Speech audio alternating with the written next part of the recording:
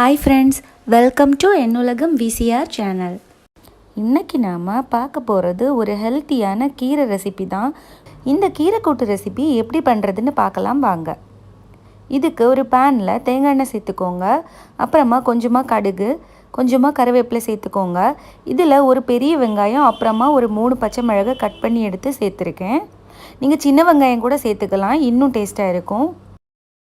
உங்களுக்கு தேவையான அளவு நீங்கள் கீரையை எடுத்துக்கலாம். கீரையை நல்லா வாஷ் பண்ணிவிட்டு அதுக்கப்புறமா இந்த மாதிரி குட்டி குட்டியாக கட் பண்ணி எடுத்துக்கோங்க.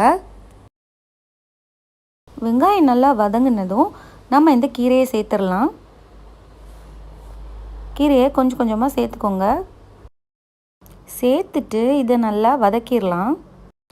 இந்த கீரைக்கூட்டு செய்கிறதுக்கு ரொம்ப குறைவான டைம் தான் ஆகும், ஏன்னா சீக்கிரமாகவே இது வெந்துடும்.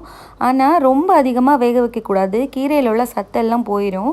அதனால் தேவையான அளவுக்கு மட்டும் வதக்கினா போதும். ஒரு பாதி அளவு வதங்கினதும் இதில் கொஞ்சமாக மஞ்சள் தூள் சேர்த்துக்கோங்க. அதுக்கப்புறமா தேவையான அளவு உப்பு சேர்த்துக்கோங்க. ஒரு 1/2 ஸ்பூன் சேர்த்தா போகிறோம் இவ்வளோ கீரைக்கு. பாருங்கள், இப்போவே அது நல்லா வதங்கிருச்சு.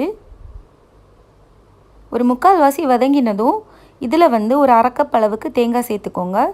இது ஒரு பாதி தேங்காயில் பாதி எடுத்திருக்கேன். இதை நல்லா சேர்த்து கலந்து எடுத்துடலாம். அவ்வளோதான், இதை சேர்த்து மிக்ஸ் பண்ணிட்டோன்னா நம்ம கீரைக்கூட்டு ரெடி ஆயிரும். பாருங்கள், இது மொத்தமாக ரெடி ஆகிறதுக்கு ஒரு 10 நிமிஷம்தான் ஆகும். நான் ஏற்கனவே சொன்ன மாதிரி இந்த கீரை ரொம்ப டேஸ்ட்டாக இருக்கும்.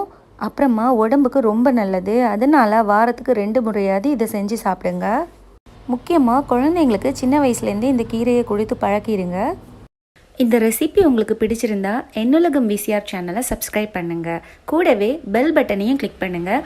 அப்போ தான் நான் போடுற வீடியோலாம் உங்களுக்கு நோட்டிஃபிகேஷனில் வரும். தேங்க்யூ.